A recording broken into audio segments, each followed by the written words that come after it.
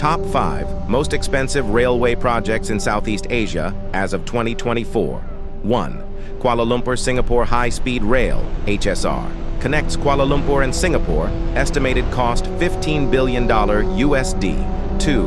Jakarta-Bandung High-Speed Railway. Links Jakarta and Bandung, estimated cost $6 billion USD. 3. Bangkok Nakhon Ratchasima High-Speed Railway. Connects Bangkok and Nakhon Ratchasima, estimated cost $5.4 billion USD. 4. Philippine National Railways, PNR. North-South Commuter Railway, NSCR. Links Clark International Airport to Calamba, estimated cost $4.8 billion USD. 5. Singapore Johor Bahru Rapid Transit System, RTS. Connects Singapore and Johor Bahru, estimated cost $1.1 billion USD.